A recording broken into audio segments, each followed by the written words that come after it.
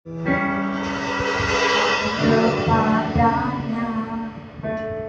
bukan berlari di saat ku bimbang dalam hidupku, dan ku percaya dalam hadiratnya ada kekuatan yang baru. Aku melangkah dalam tekanan badai pencobaan datang menghadang, yang aku percaya dalam hadiratnya ada kekuatan yang baru.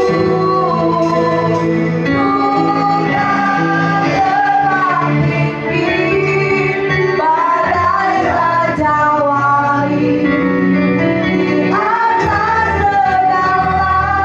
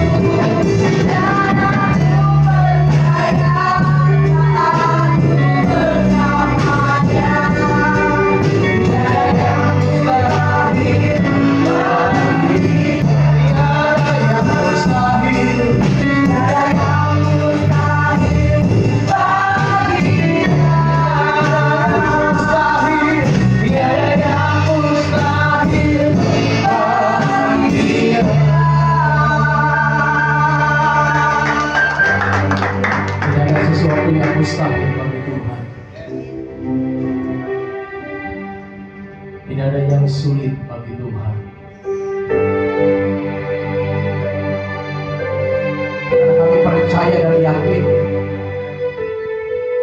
bahwa hidup kami sangat berharga di mata Tuhan. Hidup kami sangat mulia. Hidup kami sangat bernilai. Itu sebabnya kami tidak takut.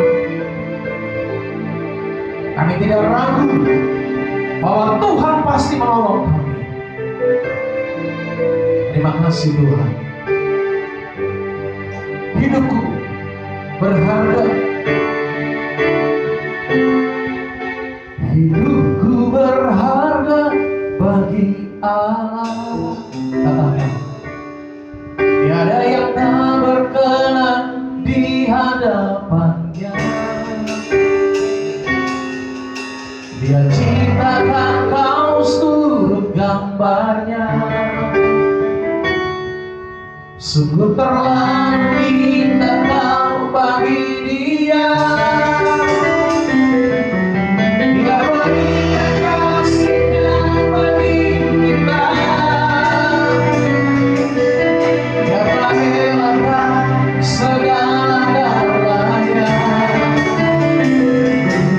Dia salibku menebus dosa kita. Karena hidupmu sangatlah berharga.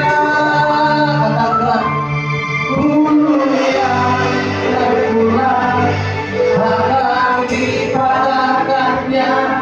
Dia akan jadikanmu sungguh lebih berharga. Sudah mudah akan dipadamkannya. Dia akan jadikan terang untuk kemuliaan. Oh, katakan bulu yang terkulai.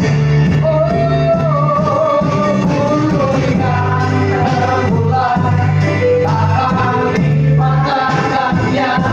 Dia akan jadikan sungguh lebih berharga. Sudah mudah akan dipadamkannya. Dia akan jadikan terang untuk kemuliaan. Setiap kami sangat berharga. Setiap kami terlalu mulia di mata Tuhan.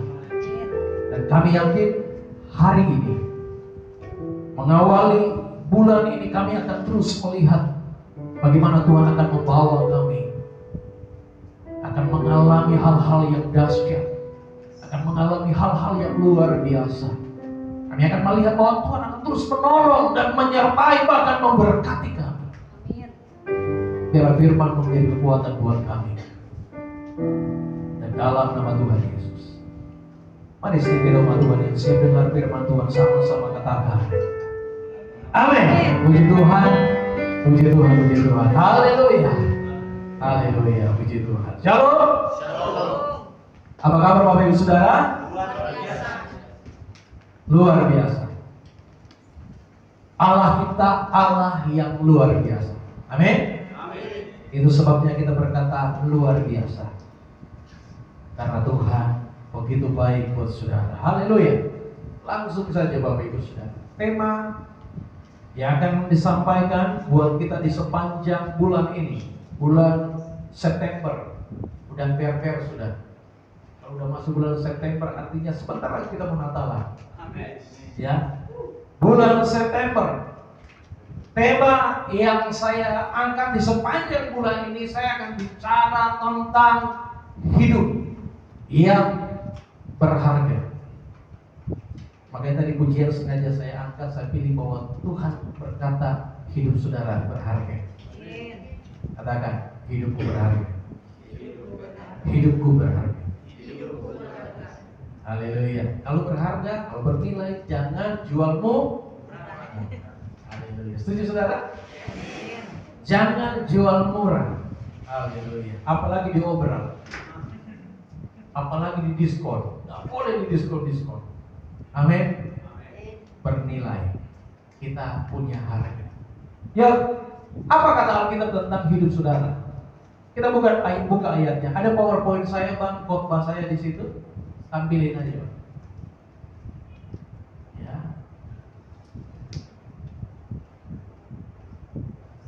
Ada? Iya. Oke. Ada PowerPoint yang sudah saya siapkan di situ. Di deretan pujian tadi. Dari atas ada khotbah judulnya. Ya. Dibuka aja PowerPoint saya. Hidup yang berharga. Ayat firman Tuhan yang mendasari dari khotbah saya hari ini adalah diambil dari kitab Nabi Yesaya. Ya. Kitab Nabi Yesaya pasal 43. Saudara bisa membuka Alkitab saudara atau Al-HP. Yang nggak punya Alkitab, Al-HP. Dibuka dalam Yesaya 43, kita baca ayatnya yang keempat. Saudara, dan Alkitab berkata, saudara dan saya sangat berharga. Saudara dan saya sangat bernilai. Amin. Yuk, sejemput kita bangkit berdiri, saudara. Ya, bangkit berdiri dan kita baca sama-sama ayat ini. 2, 3. Oleh karena engkau berharga di mataku dan terus dan aku ini mengasihi engkau, maka aku memberikan manusia sebagai ganti dan bangsa-bangsa sebagai ganti nyawa. Puji Tuhan. Silakan duduk Bapak Ibu Saudara. Haleluya. Ada ketemu PowerPoint saya? Gak ketemu? Sebentar Bapak Ibu Saudara, terpaksa harus turun mimbar dulu.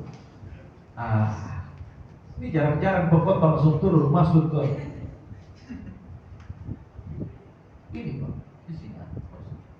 Kok kosong ya? Coba bisa dikirim lagi yang saya kirim, masukin lagi.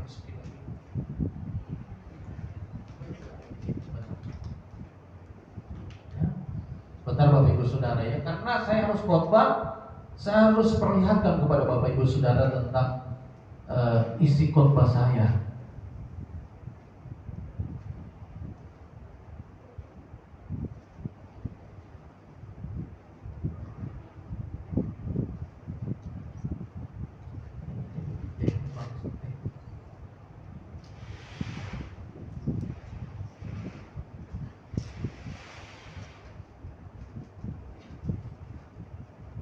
Haleluya. Saudara, ternyata hilang PowerPoint yang sudah siapkan tadi. Oke, nggak apa-apa saudara, sambil nanti dikirim lagi ke situ, bisa ditampilkan lagi, ya. Saya akan terus sampaikan firman Tuhan, karena saya sudah punya catatan saudara. Jadi firman Tuhan berkata tadi apa? Oleh karena engkau berharga di mataku dan mulia, dan aku ini mengasihi engkau, maka aku memberikan manusia sebagai gantimu dan bangsa-bangsa sebagai ganti nyawa. Bapak Ibu Saudara, firman Tuhan berkata, saudara dan saya orang yang sangat berharga. Amin. Seberapa besar nilai kita?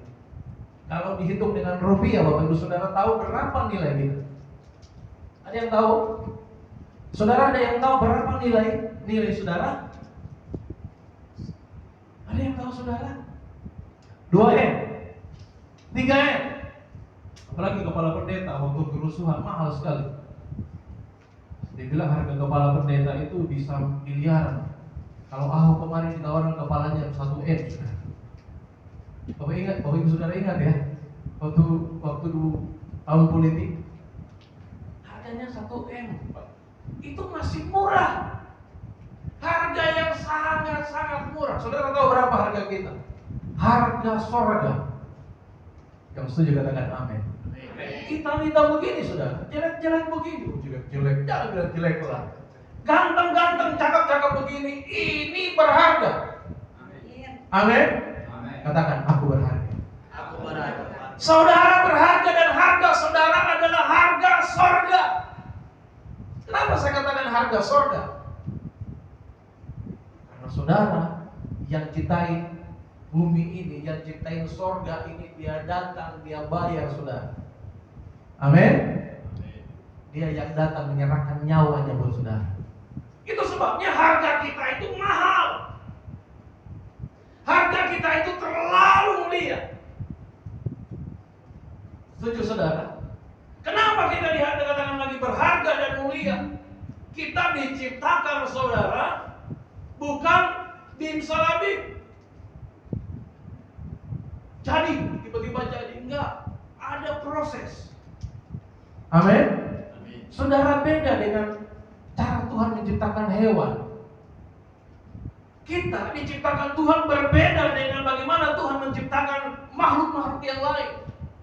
Saudara spesial. Tuhan datang, lalu Tuhan mengambil tanah dan diciptakan kita dari tangan Allah sendiri. Amin. Tapi ciptaan yang lain, Allah berfirman, maka jadi. Saudara tidak diciptakan dengan firman saja. Amin. Tapi kita langsung betul-betul Allah yang turun tangan dan mendesain hidup saudara. Yang dahsyat lagi saudara, saudara diciptakan bukan segambar dengan kata orang yang pintar itu. Dia bilang kita diciptakan dari keturunan monyet. Waktu kita sekolah kan, saudara ingat waktu kita sekolah dikatakan kita keturunan monyet. Siapa itu dia bilang? Siapa itu pernah monyet itu? Itu pelajaran SD itu. Saudara masih ingat namanya? Siapa? Siapa Bang Fran? Darwin. Darwin. Benar itu? Mesti buka Google dulu. Terserah. Tapi ini yang beredar beritanya. Dikatakan kita ini diciptakan bahkan dari monyet, saudara. Monyet lama-lama pintar, lama-lama buntutnya hilang. Ini kan menyesatkan. Nggak ada itu monyet diciptakan. Saudara dan saya diciptakan segambar dan serupa dengan Allah. Nggak serupa dengan monyet. Apalagi serupa dengan babi. Karena ada yang bilang dia anak babi sudah. Di kampung sono, daerah-daerah saya sana. Kalau lewat di kuburan malam-malam, dia ngomong itu depan kuburan, permisi, anak babi mau lewat, permisi, anak babi. Kita ini berharga, amin.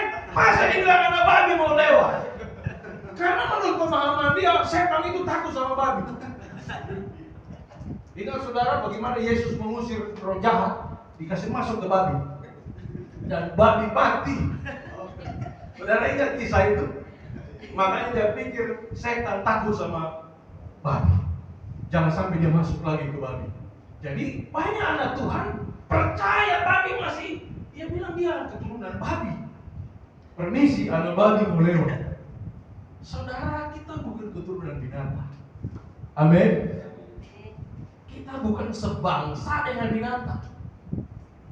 Saudara adalah orang yang segambar dengan Allah. Itu sebabnya saya katakan kita berharga. Amin. Saudara dan saya mulia. Karena sakingnya mulia kita ini, maka kita berkata kita harus mengasihi sesama kita. Karena sesama kita adalah makhluk yang mulia. Boleh sayang hewan, boleh sayang anjing, boleh sayang peliharaan, tapi dia bukan sesama kita. Jadi kalau sayang binatang, jangan sama dengan kita mengasihi sesama kita. Ada orang saking sayang sama hewannya, melebihi dia sayang sama orang. Ada nggak orang kayak gitu, saudara?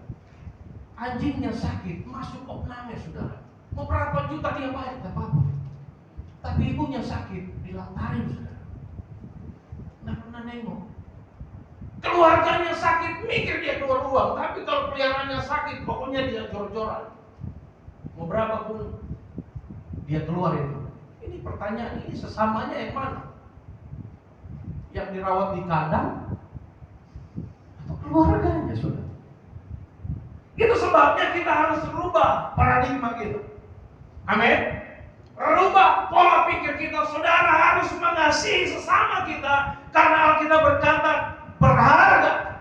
Dia mulia, mau gimana pun bentuknya. Mau penyakitan, dia berharga. Mau sakit-sakit, dia berharga. Mau dia panuan, dia berharga. Mau ketombe sekalipun, kudis-kudis, berharga.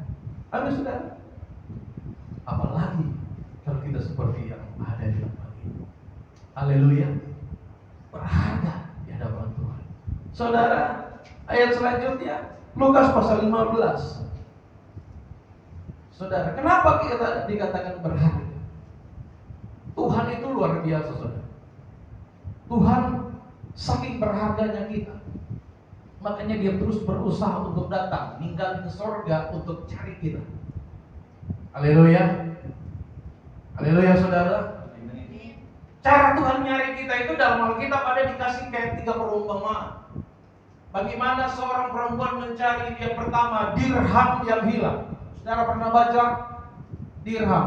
Dirham itu kayak mata koin, hilang jatuh. Lalu majikannya itu nyari, saudara. Dia bongkar sana sini, dia cari dirham yang hilang sampai ketemu. Setelah dia ketemu, dia bersuka cita karena apa? Dirhamnya ketemu. Itu dirham nggak pakai suara, saudara. Dibilang aku ngumpet sini, nggak ada suaranya dirham. Tapi dia cari. Yang kedua, jadi ini gambaran gereja Tuhan. Ada gereja yang modelnya dirham. Nanti ya di lain kesempatan saya akan jelaskan. Yang kedua, ada tipikal gereja Tuhan yang modelnya domba. Bukan domba, ya domba yang hilang. Betul. Dirham yang hilang itu satu rangkaian kisah itu. Dirham. Lalu masuk kedua perumpamaan Tuhan kasih ada domba yang hilang. Ada tipikal gereja yang kayak domba. Amin. Domba, saudara. Waktu dia hilang, dicari sama gembalanya. Dicari sampai ketemu. Saya nggak tahu kita udah masuk di level mana. Nanti saudara cek tahu sendiri. Saya dirham, domba, atau apa. Yang ketiga, tipikal gereja yang ketiga adalah anak yang hilang.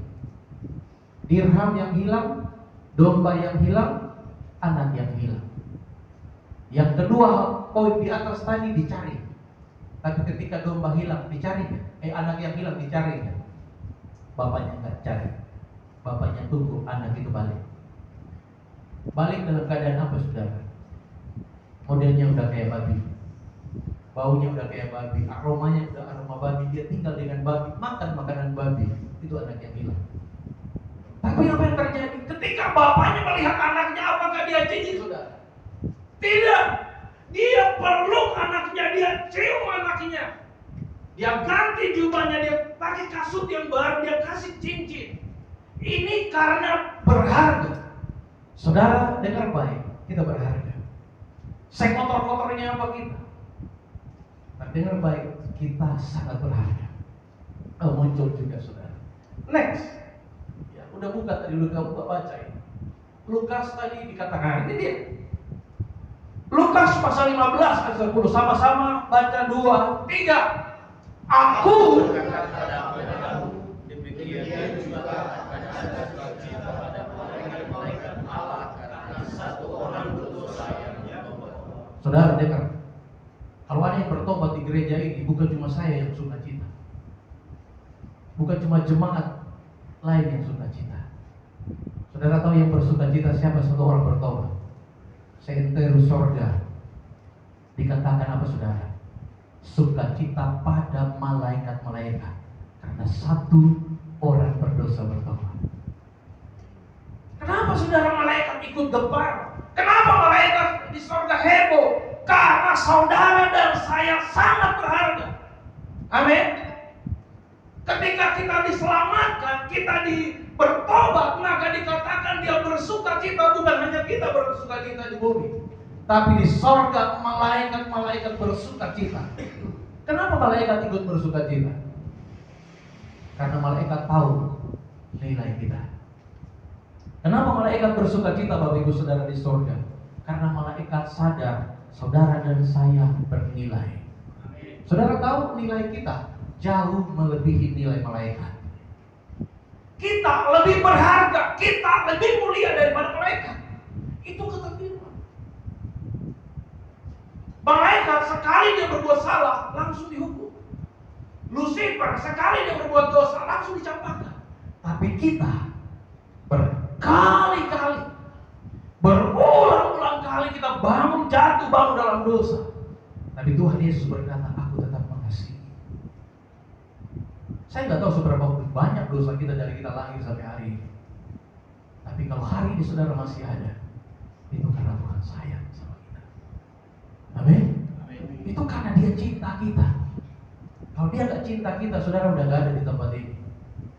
Saudara sudah ada di alam Bapa. Udah ada di sana, saudara.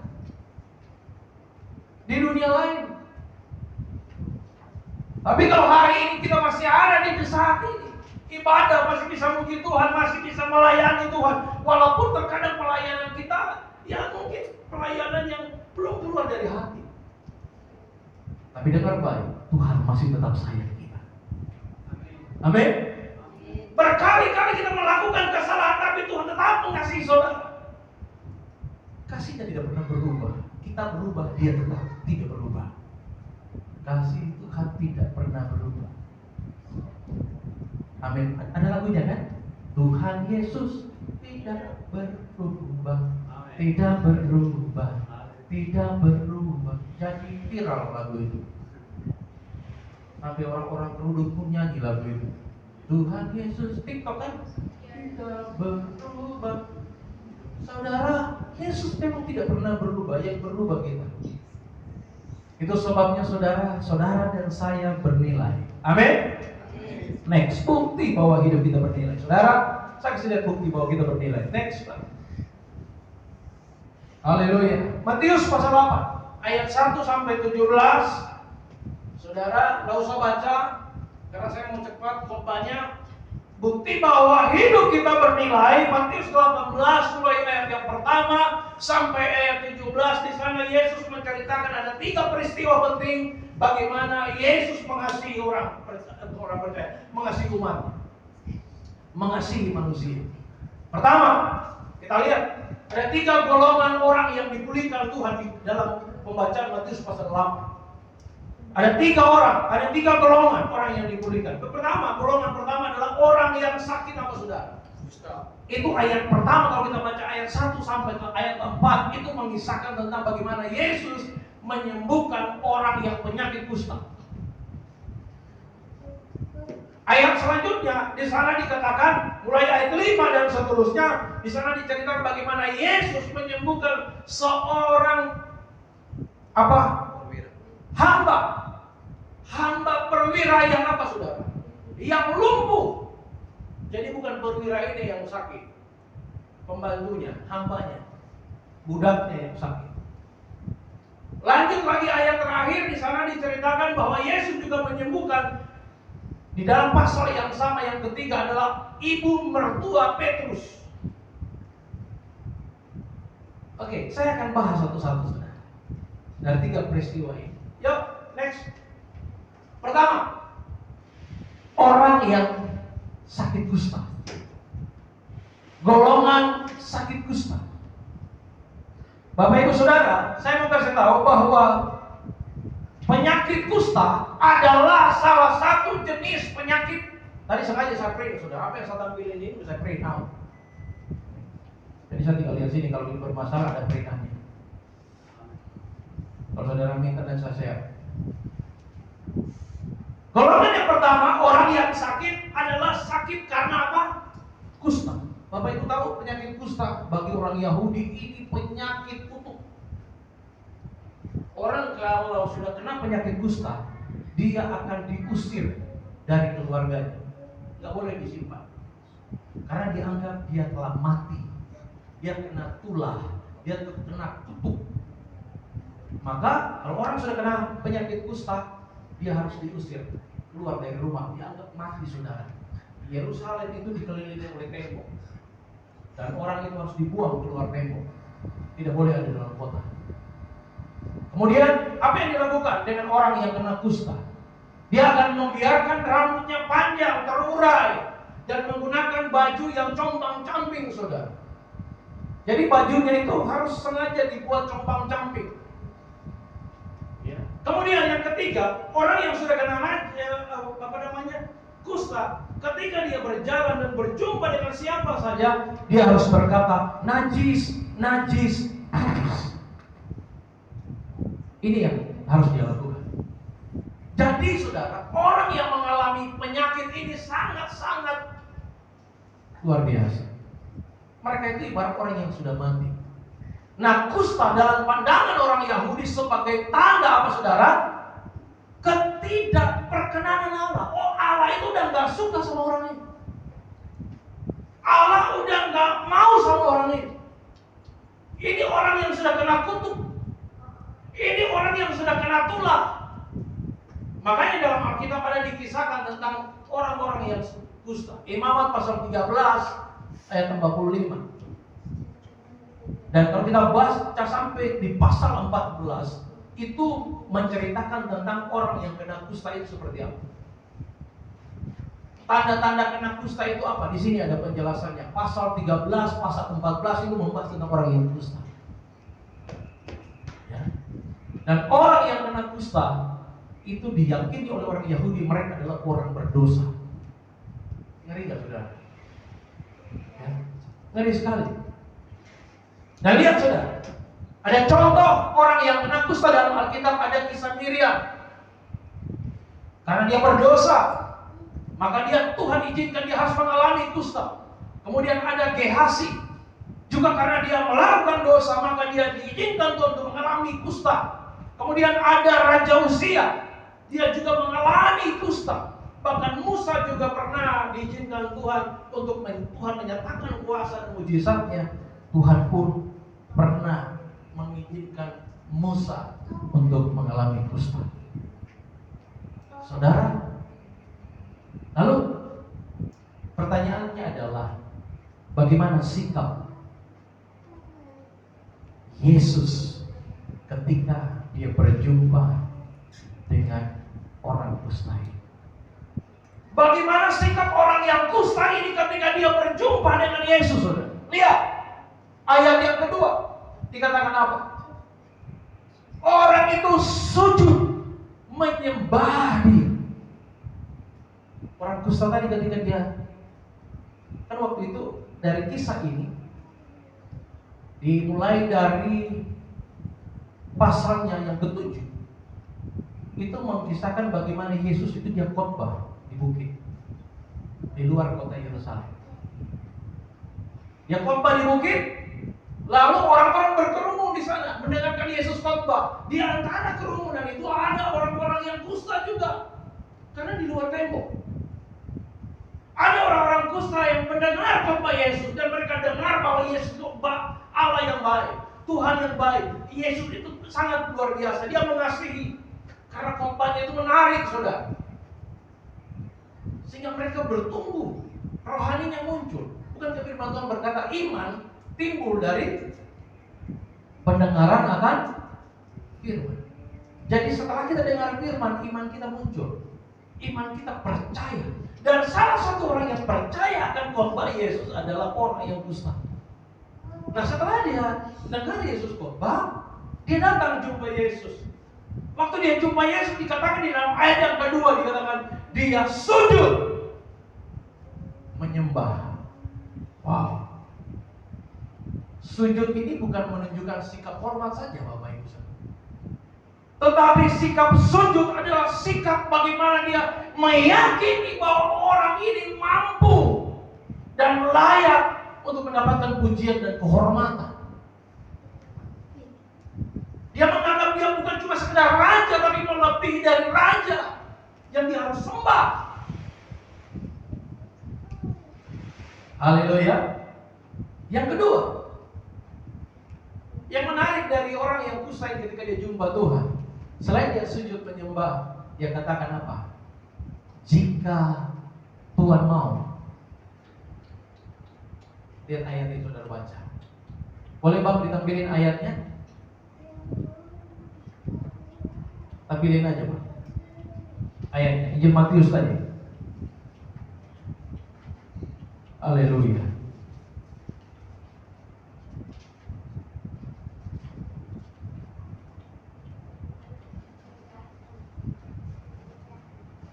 Matius 8, Pak.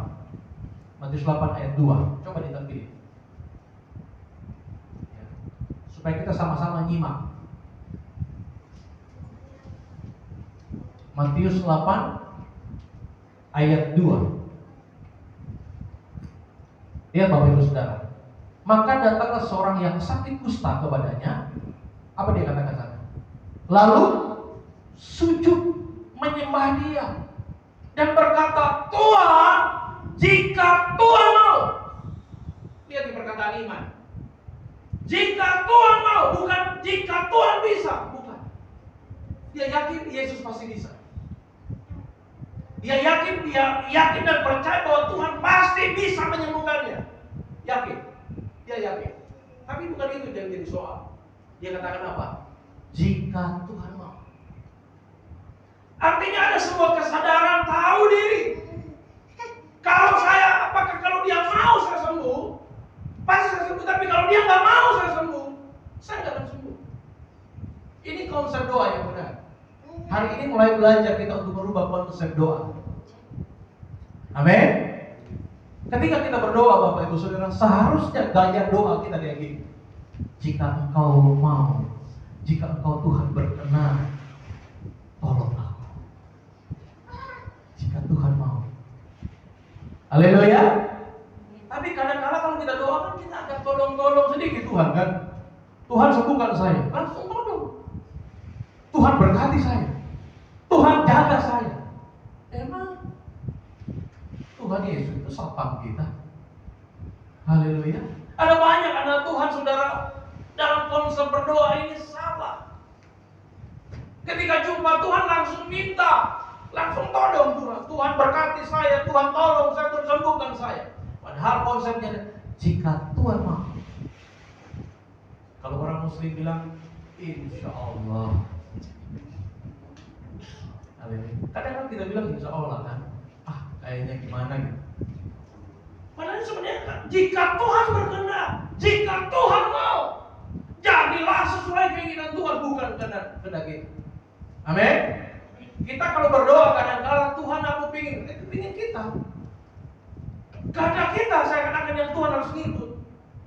Pokoknya gimana caranya Tuhan engkau harus ikutin mau saya. Saya pingin begini Tuhan lakukan. Kalau enggak, selesai. Kalau Tuhan enggak tolong saya, selesai masalah. Kalau Tuhan enggak berkati saya, selesai. Kalau Tuhan enggak selesaikan masalah saya, selesai hubungan saya dengan Tuhan. Ini konsep kita yang salah Bapak Ibu. Rubah. Bapa, jika Engkau mau, jika Engkau berkenan, jadilah sesuai kehendak-Mu. Amin. Ini konsep ini yang pernah diajarkan Tuhan Yesus ketika dia berdoa untuk cawan lalu daripadanya. Bapa, lalukanlah cawan ini daripadaku, tetapi bukan kehendak-Mu yang jadi, tapi biarlah kehendak-Mu yang jadi. Orang kusta ini sadar bahwa dia pasti bisa disembuhkan, tetapi biarlah itu terjadi sesuai maunya Tuhan. Makanya dia tanya, jika Tuhan mau. Apa kata Yesus ayat yang ketiga? Lanjut bang, ayat yang ketiga. Dibilang dia mau tahir. Apa ayat yang ketiga bilang? Matius 8 ayat 3. Yesus bilang apa? Aku gak mau. Begitu. Apa saudara ayatnya? Lalu Yesus mengulurkan tangan, menjamah orang itu dan berkata apa saudara? Aku mau. Jadilah tahir. Haleluya. Amin saudara. Orang najis, orang apa saudara? Ini orang kusta.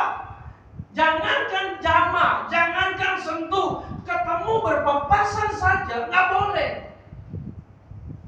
Nggak boleh saudara. Ketemu berpapasan saja dengan orang berdosa ini nggak boleh. Tapi Yesus ketika ketemu orang najis, ketemu orang yang kusta, ketemu orang yang berdosa, dia nggak, bukan cuma dia. Dia jamah saudara. Amin. Dia sentuh.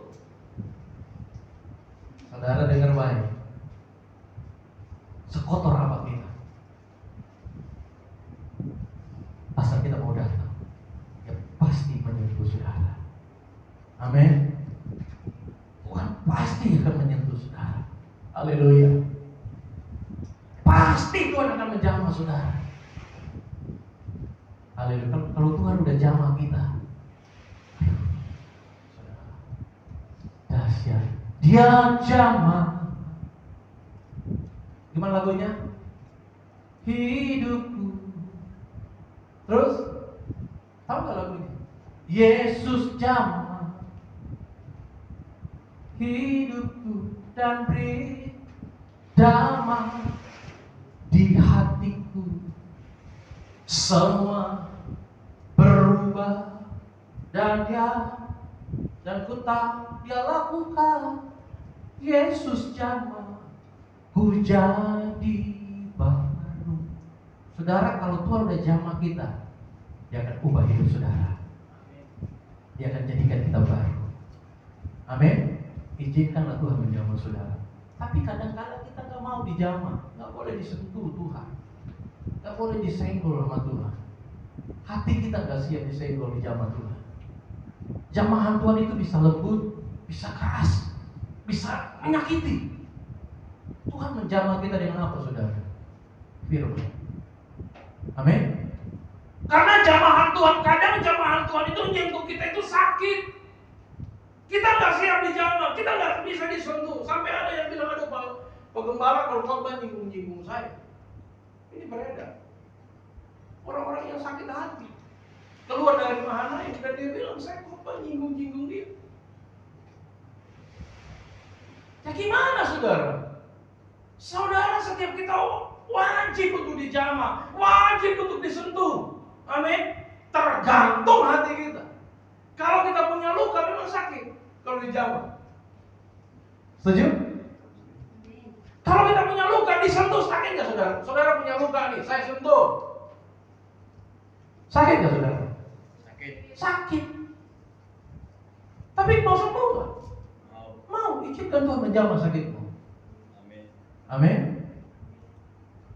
Itulah cara Tuhan menjamah saudara. Firman-Nya itu akan menjamah, menyentuh bagian-bagian yang sakit dalam tubuh kita, termasuk orang kusai. Tuhan jamah dia.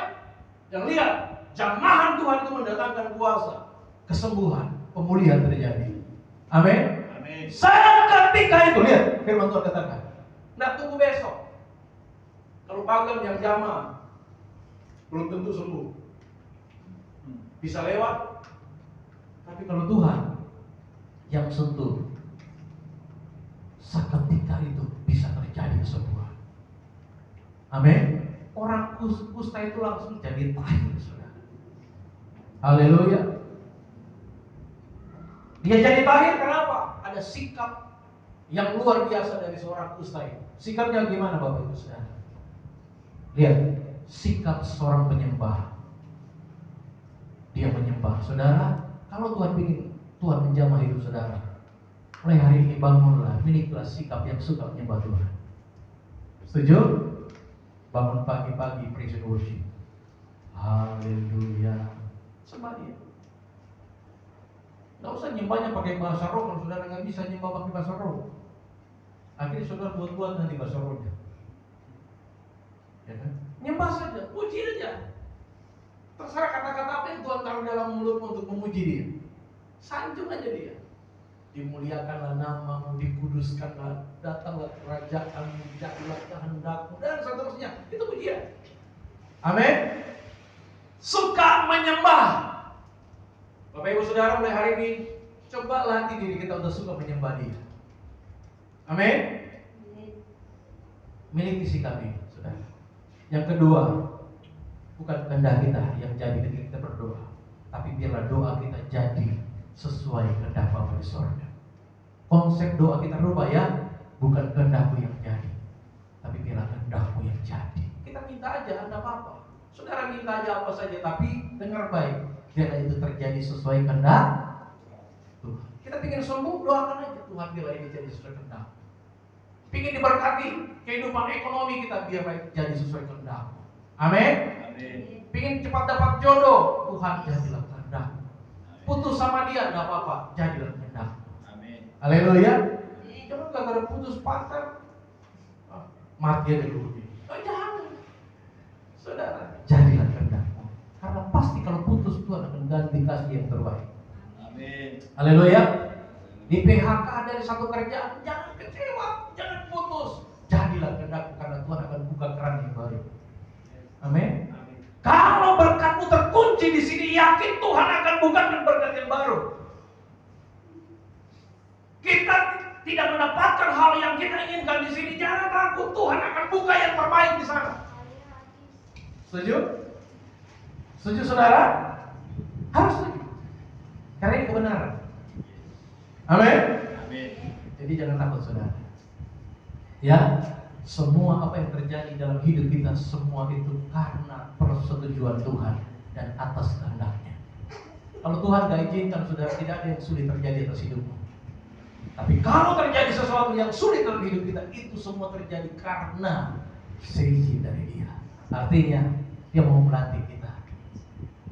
Amin. Dia mau melatih kita sampai kepada tingkat kedewasaan rohani. Yang kedua, golongan hamba. Perhatikan Bapak Ibu Saudara. Kembali lagi Bang di PowerPoint saya, golongan yang kedua adalah golongan hamba. Lihat, Bapak Ibu Saudara, yang sakit di sini bukan perwira. Ini gambar seorang perwira. Dia datang ketemu Yesus. Yang sakit bukan dia. Yang sakit siapa saudara? Seorang hamba, seorang pembantu, seorang budak yang tinggal di rumahnya, yang tidak punya hak kemerdekaan. Artinya seorang perwira itu mau tendang juga orang itu mati bisa. Dia punya hak, tidak ada tuntutan hukum. Karena dia budak. Tapi lihat seorang perwira. Kalau dia ini bukan orang baik, kira-kira dia mau datang nggak ke jumpa Yesus hanya untuk minta kesembuhan budak? Tapi kalau sampai ini dia lakukan, saya yakin seorang perwira ini adalah seorang yang baik, seorang yang tulus hatinya. Amin. Sampai dia datang, saudara. Lihat di sana penjelasan seorang hamba atau budak. Seorang hamba atau budak adalah seorang yang tidak memiliki apa saudara, hak untuk merdeka. Pokoknya hidup matinya ditentukan majikannya. Majikannya nggak mau peduli, suka-suka dia. Yang kedua saudara, kafir. Dia orang bukan dari orang Yahudi. Perwira ini bukan orang Yahudi. Ditambah lagi pembantunya juga, ya budaknya yang sakit juga bukan orang Yahudi. Mereka adalah golongan orang kafir, saudara. Artinya orang-orang yang tidak layak mendapatkan anugerah dari Tuhan. Karena bagi orang Yahudi, anugerah keselamatan itu hanya milik orang Yahudi. Tuhan itu cuma milik orang Yahudi. Berkat, kesembuhan, apapun itu namanya hanya milik orang Yahudi. Karena Tuhan itu bagi mereka adalah Tuhan itu Tuhan orang Yahudi. Yang lain bukan. Jadi mereka nggak suka kalau orang lain mendapatkan keselamatan. Mereka mau yang diselamatkan hanya orang Yahudi saja. Kedua, selain dia orang kafir, dia orang yang tidak percaya. Yang kedua adalah dia juga lumpuh, nggak bisa jalan sudah. Kalau saya jadi perwira ini mungkin saya bilang udah habisin aja ini orang. Udah nggak ada gunanya. Kan nggak ada tuntutan. Daripada ngerepotin saya kasih makan gratis terus. Kalau saya manusia saya bisa. Tapi tidak berlaku bagi seorang yang namanya seorang perwira ini. Lihat Bapak Ibu Saudara, ketika dia jumpa dengan Yesus, dia katakan apa? Sikap rendah hati seorang perwira ini luar biasa. Di sana dijelaskan. Dia bilang hambaku sakit. Terus Yesus berkata, ya nanti aku ke sana. Kata perwira itu apa? Gak usah Tuhan. Gak usah Tuhan. Cukup sepatah kata aja. Karena saya gak layak. Dibilang saya ini perwira. Di bawah saya masih ada prajurit. Jadi kadang kalau aku perintahkan apa-apapun, dia lakukan. Apa yang saya perintahkan dia lakukan. Dan sekarang seorang perwira ini meletakkan dirinya di bawah kuasa Tuhan Yesus.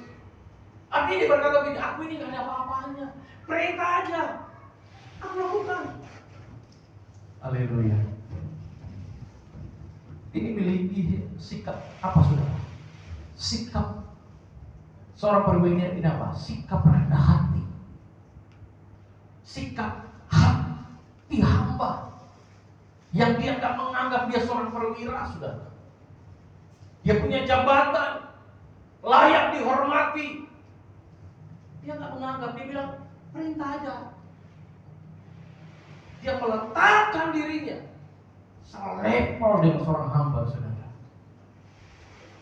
Inilah yang menggerakkan hati Tuhan sehingga Yesus berkata, aku belum pernah menemukan iman yang sebesar ini di antara orang Israel. Yesus belum pernah lihat orang Israel punya iman seperti ini, tapi orang kafir ini punya iman yang hebat.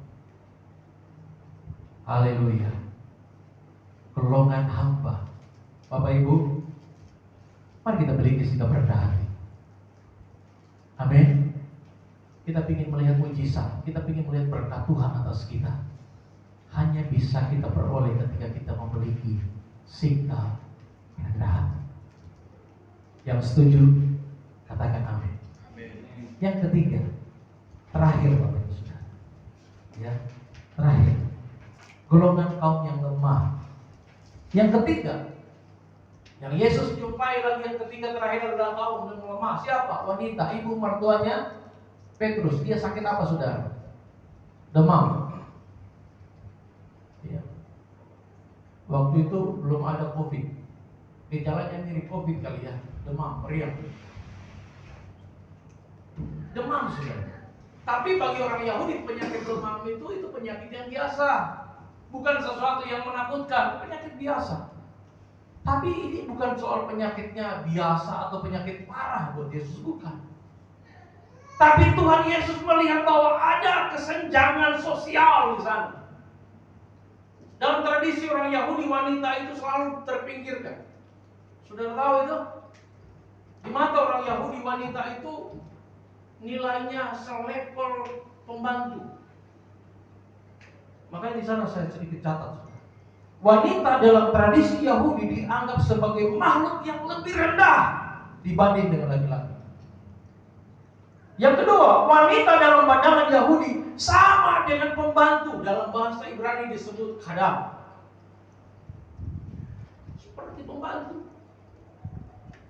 Yang ketiga, dalam pandangan orang Yahudi, wanita dianggap sebagai pemurah dosa. Gara-gara wanita makanya kita berdosa.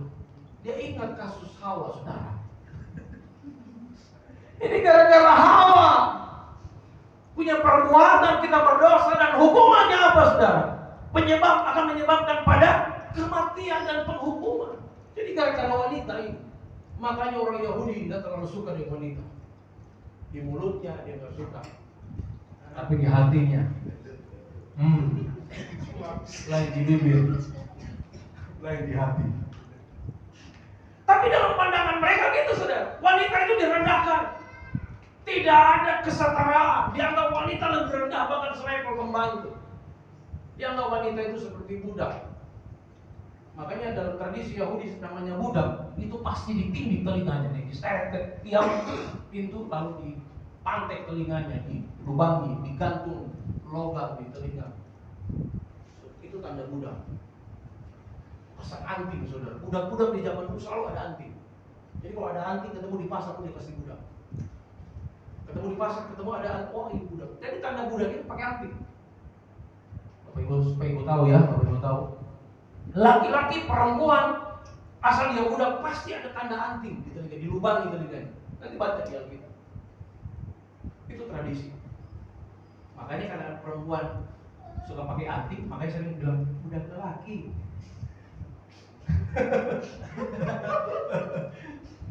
Enggak, saudara, bukan itu sebenarnya. Tapi memang itu realitanya. Fakta sejarah memang ada Ada kesenjangan sosial di sana. Wanita nggak dipandang. Itu yang diterobos oleh Yesus. Sehingga Yesus datang bukan karena melihat penyakitnya demam. Tapi Yesus mau menunjukkan bahwa wanita juga adalah makhluk yang berharga. Amin. Sehingga dia datang. Dia apa yang dilakukan Yesus Bapak Ibu Saudara? Ketika dia berjumpa, Yesus memegang tangannya. Amin. Nggak ada bilang kok dia pegang, bukan muridnya. Nggak ada. Yesus pegang. Haleluya. Izinkanlah Tuhan terus memegang hidup saudara. Amin. Karena sentuhan tangan Tuhan itu membawa kedamaian, membawa kesembuhan. Haleluya. Dan saudara lihat, wanita ini ketika dia dijamah Tuhan, apa yang terjadi? Perubahan apa yang terjadi pada wanita ini? Dan saudara baca, dia bangun, lalu dikatakan wanita itu melayani Yesus. Haleluya. Haleluya. Selama ini pelayanan kayaknya cuma laki-laki yang boleh melayani. Pelayanan itu hanya boleh kaum laki-laki, wanita nggak boleh. Pokoknya wanita nggak usah melayani, dia kerjanya di dapur, masak, nyuci. Itu aja, ngurus anak-anak. Tetapi di zaman Yesus, tradisi ini dirombak total. Dikatakan wanita untuk bangun dan dia melayani dia. Sampai hari ini ada kelompok-kelompok, sekelompok gereja yang tidak mengizinkan wanita untuk naik mimbar khotbah. Masih ada. Tidak boleh wanita mimpin perjamuan, tidak boleh wanita baptis orang. Saya bingung, kok masih bisa ada tradisi? Bukankah Yesus sudah melakukan pembaharuan? Tidak boleh wanita memimpin. Tapi Indonesia terjadi transformasi. Amin. Tidak ada lagi yang namanya gender. Saudara dan saya, di mata Tuhan kita sama. Amin. Kesimpulan terakhir. Kesimpulannya. Di mata Tuhan kita sangat berharga. Amin. Tuhan tidak melihat dosa dan kenajisanmu, saudara. Tuhan tidak melihat kita hamba atau orang merdeka. Tuhan tidak melihat gender, laki-laki atau wanita. Sebab di mata Tuhan kita sama. Sama-sama berharga, sama bernilai. Makanya tema kita apa, saudara? Ingat tema kita tadi apa? Apa, saudara? Ya, hidup yang berharga, yang Tuhan mau. Yang Tuhan mau lihat dari kita apa, saudara? 3 hal. Memiliki sikap hati yang menyembah. Amin. Bangun praise and worship. Suka memuji Tuhan, naik motor pun menyembah Dia. Ku sanjung Kau di tempat ini. Naik motor ku sanjung Tuhan. Amin. Haleluya. Sambil bekerja pun pertolonganku. Pokoknya sembahnya Tuhan dimanapun sudah menyembah Dia. Kita nggak pakai 5 waktu menyembah Dia. Saudara bebas menyembah Dia kapan saja. Amin. Sikap hati yang mau menyembah. 2, memiliki iman yang besar seperti iman sang perwira tadi. Dia tidak melihat ini bawahan saya sakit, enggak. Luar biasa, imannya besar. Yang ketiga apa, saudara? Saudara harus bangun. Jangan tidur. Yang masih tidur bangun. Bangun, saudara. Dan apa, saudara? Layani Dia. Saudara mau melayani Tuhan? Saya percaya kalau ini kita mampu lakukan, mampu kita terapkan dalam hidup kita, Dia pasti tolong kita. Dia pasti berkati kita. Dia pasti cukupi kita. Segala apapun pergumulan kita pasti sanggup. Tuhan sanggup menolong. Haleluya. Dengar baik, saudara berharga. Amin. Hidup ini berharga. Jangan sia-siakan hidup saudara ya. Jangan sia-siakan hidupmu. Yuk, mari memuji. Kita naikkan pujian. Ada lagu saya kemarin yang saya sudah siapkan sebelum kita masuk perjamuan. Haleluya. Bisa ditampilkan lagunya.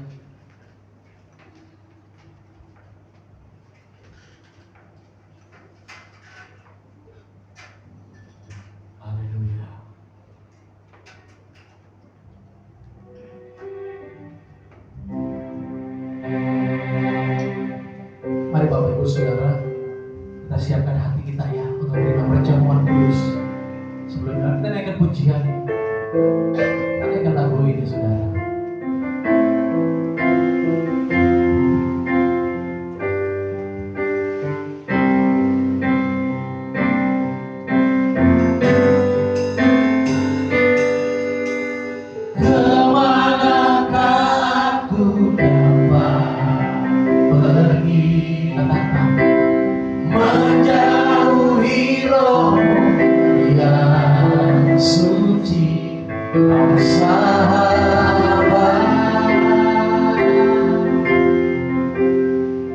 Dan kau dengar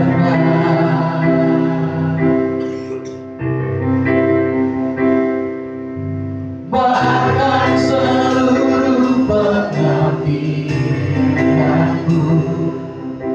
tak bisa membalas kesetiaanmu,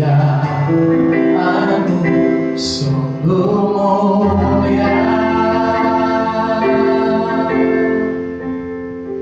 dan berharga, katakan sungguh besar pengorbananmu bagiku, terlalu dalam untuk dimengerti, sungguh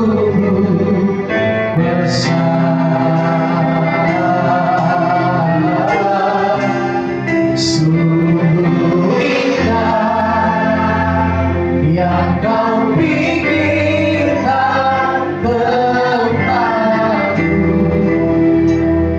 tak berselangi bagiku. Oh, sungguh indah. Mari sejenak kita pakai kata-kata. Haleluya.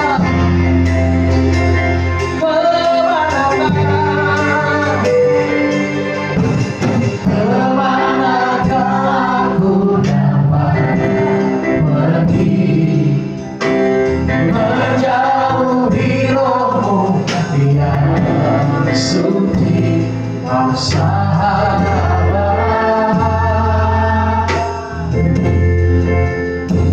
dan kau dekat. Amin.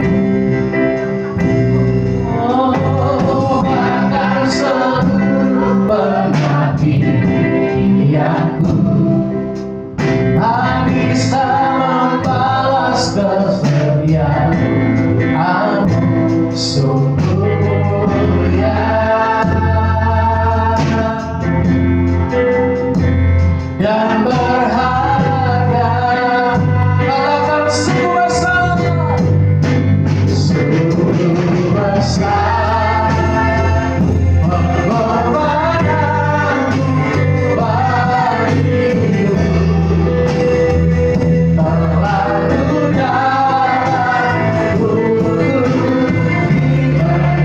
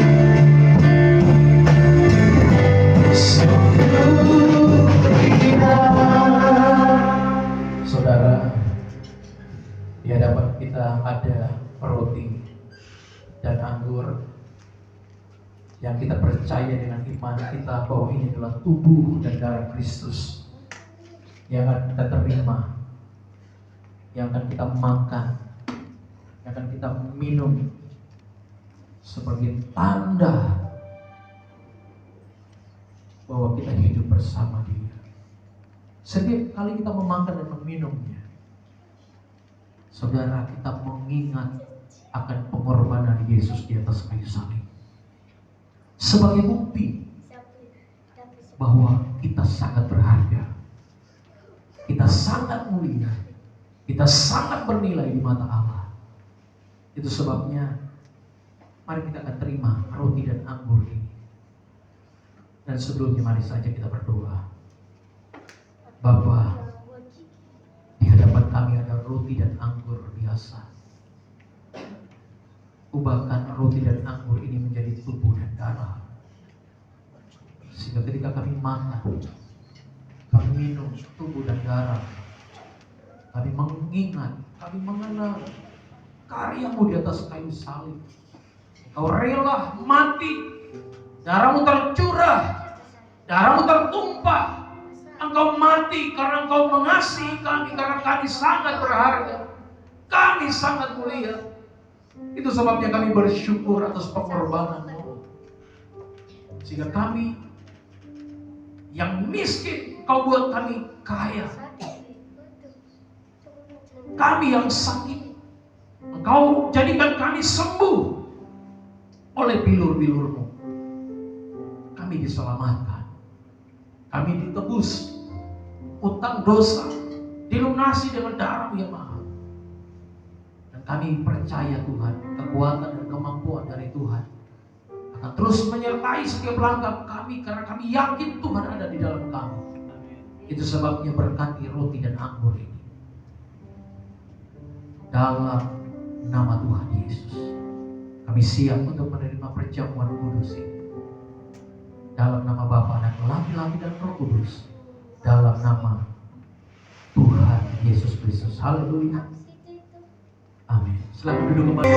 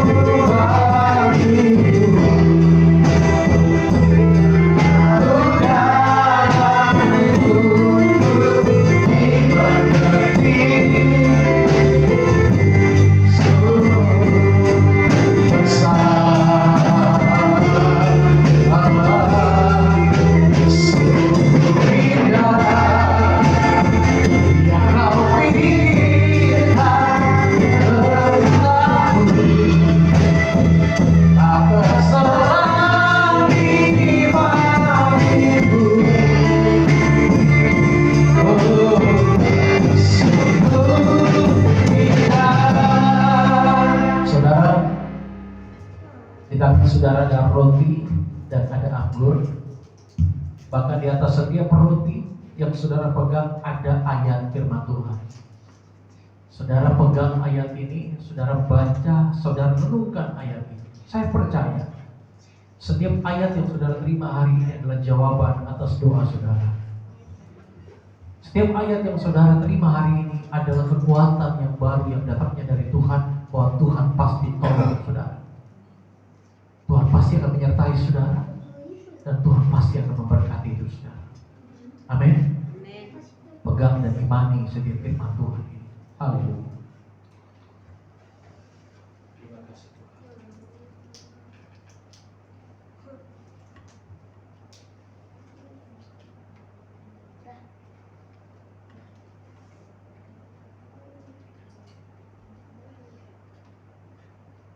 Haleluya.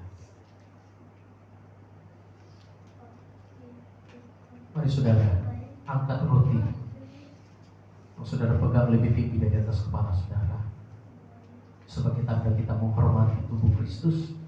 Dan sebelum kita makan, mari dengarkan firman Tuhan. Sebab apa yang telah kuteruskan kepadamu, telah aku terima dari Tuhan, yaitu bahwa Tuhan Yesus pada malam waktu diserahkan mengambil roti, dan sesudah itu ia mengucap syukur atasnya. Ia memecah-pecahkannya dan berkata, inilah tubuhku yang diserahkan bagi kamu.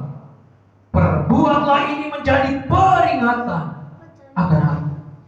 Bukankah setiap roti yang ada di tangan kanan kita adalah tubuh Kristus? Mari kita makan di dalam nama Tuhan Yesus. Silakan makan.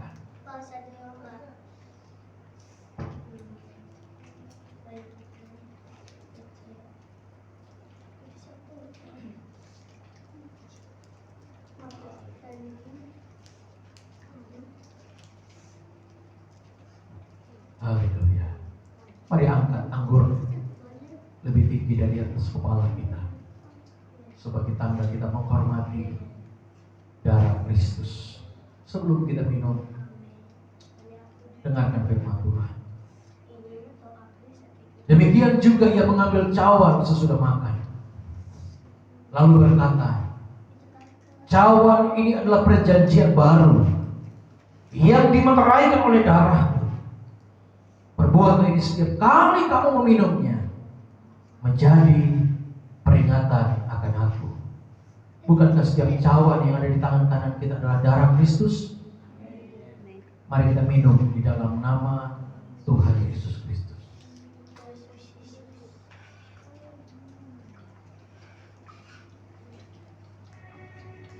Haleluya. Haleluya. 12 kali. Haleluya. Mari kita naikkan pujian ini. Haleluya. Haleluya. Haleluya.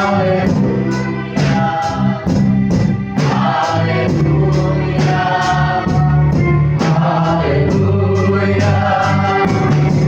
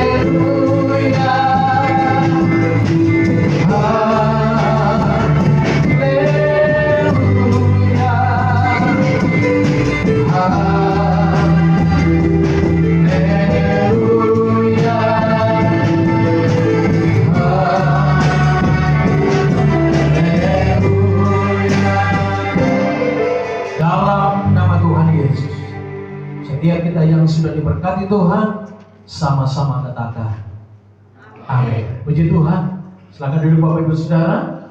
Kita akan dengarkan dan melihat info gereja lewat tayangan multimedia. Bukan yang ini Pak, yang satunya.